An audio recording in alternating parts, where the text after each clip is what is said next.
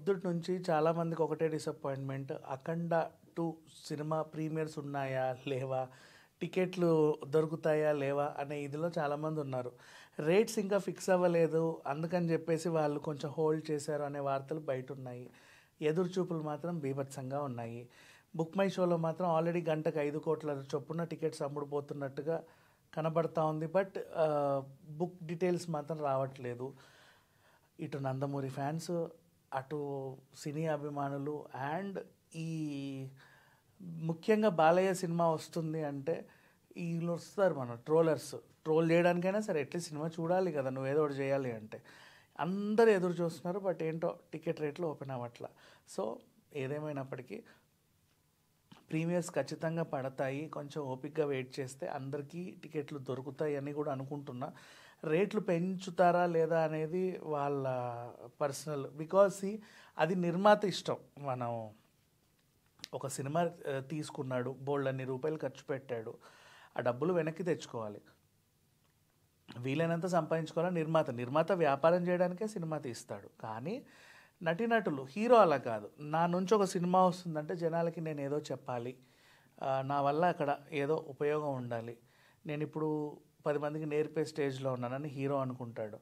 Director ఈ cinema hit అయితే నాకు నెక్స్ట్ ఇంకా మంచి అంటే ఆఫర్స్ వస్తాయి, తర్వాత నాకంటూ ఒక అంటే హిట్స్ ఎక్కువ ఉన్న డైరెక్టర్స్కి ఎప్పుడు ఇండస్ట్రీలో మంచి గుర్తింపు ఉంటుంది.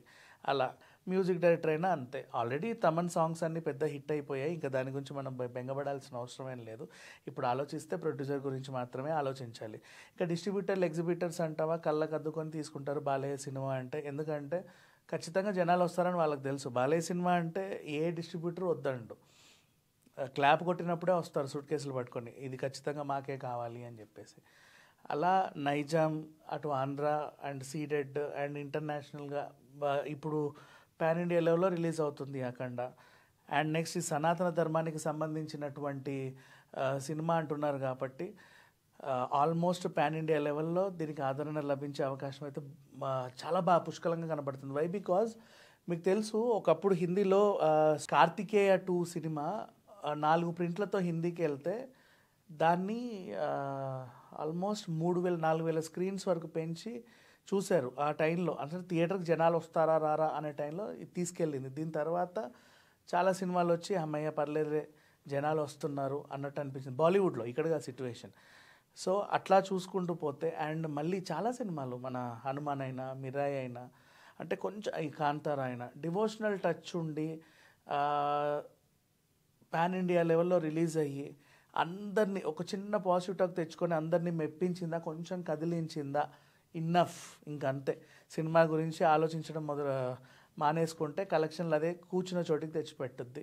అలాంటి రేర్ సినిమా అఖండ. కాబట్టి ఓపిక్గా ఎదురు చూస్తే టికెట్స్ ఓపెన్ అవుతాయి. అండ్ నైట్ కూడా ప్రీమియర్స్ ఉండే అవకాశం కూడా ఉంది.